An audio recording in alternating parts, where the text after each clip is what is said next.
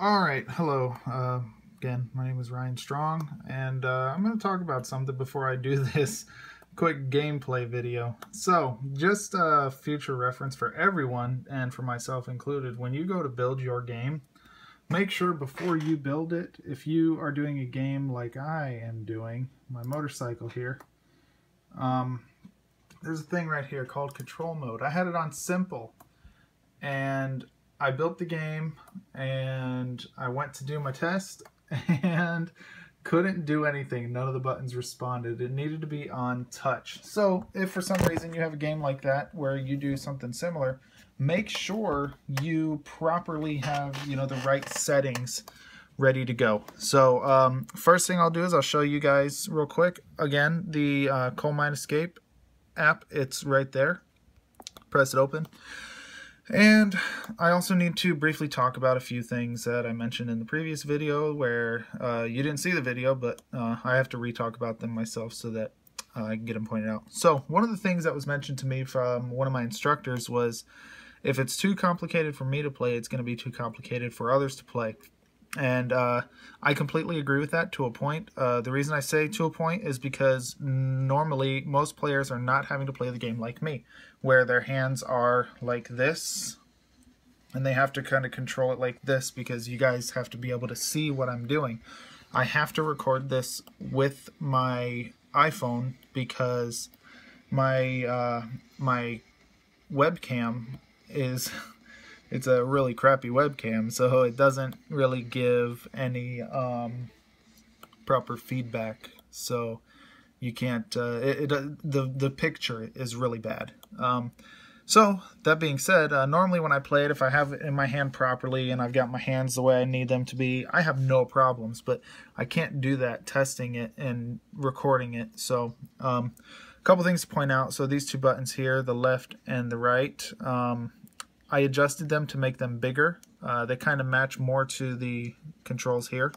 I did that because I did have somebody mention that they were having issues making turns because they got bigger thumbs. So they'd be pushing the left one, but they'd also be pushing the right one, and they were pushing the right one before, and it didn't really adjust. So I made those bigger, spread them out a little bit, and there's that stuck button again. So we'll go ahead and just do a quick run through of this so you can just kind of see the game, and I'm gonna play it as best I can with, like I said, with my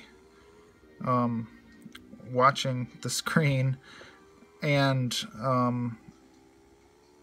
keeping the device in a position so that you guys can actually see it. So I've already kind of passed one checkpoint, and I don't want to go all the way back because typically I don't feel like you're gonna get stuck around here. So I'm going to get up to this next area where I know there's another checkpoint, and we'll pretend like I got stuck right here. And I'm going to hit this stuck button. And look at that. Put me right back where I need to be. There's the bridge, and I can continue on as if, nothing happened. As if I didn't get stuck. And then continue on to through the race. And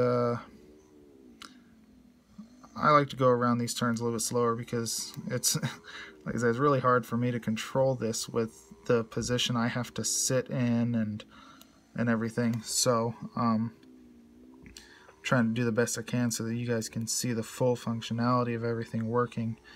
My speed's up pretty high, so we'll do kind of a sharper turn here. A little bit sharper turn. And then we'll continue on so we can get to the end of this race.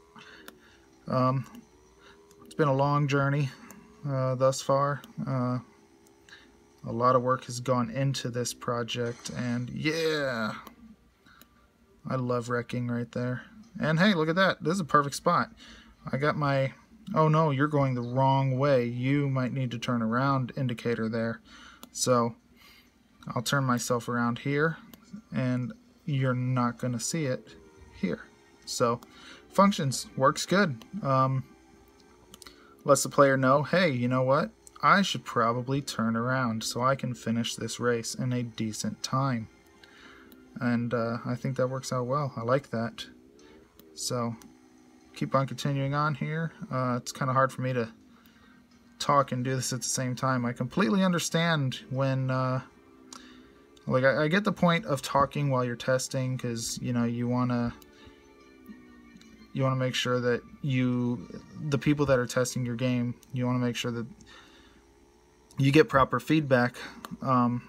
For me, it's a little bit harder to talk about my game just because I played it so much that some things I feel like, well, I don't need to talk about that, so I just want to be quiet. But then if I'm sitting here quiet, that might get boring to people watching, and they kind of want to know what else is going on. So we're nearing the end here, and we'll get right to the credit scene in a moment. Oh, something broke. That's not good. I've got to fix something. So, oh, you know what? I know exactly what happened. And it's an easy fix, because if you notice, I paused the game. I turned off two important things, and this is a good lesson for me and for anybody else. I'm going to chalk this up as a non-failure because I'll show what I did wrong, and I know that it works fine. It's worked several times before, and I'm not going to worry about creating another video for this unless it is required by my instructors. But I will point out what it is. So let me stop this, and I will go to the screen here. So the issue is, when I was testing earlier stuff out, I had to turn a few things off because I wanted to show the instructor different things. So there's two things that are turned off. First, this pause menu canvas. That is a very important thing for my game.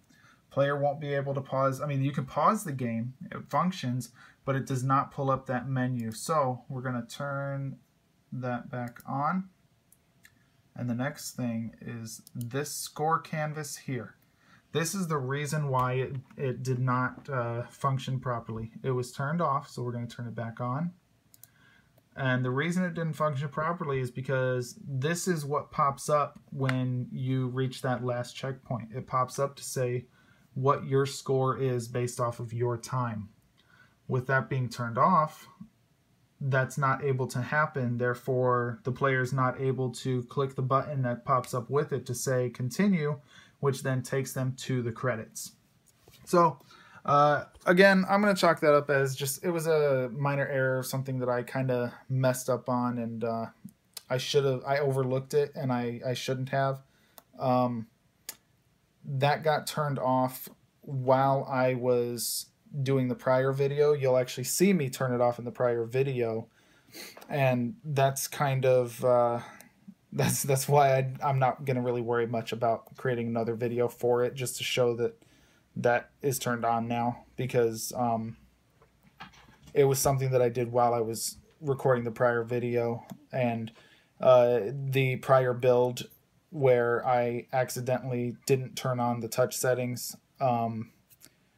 it worked in that one. So I will be redoing this build though, for sure, because I need to have a proper build in Underdog, or well, yeah, in Underdog, but in my Dropbox for the instructors. So I hope you enjoyed the video and enjoyed my gold Milestone 9 gold build, and have a good day.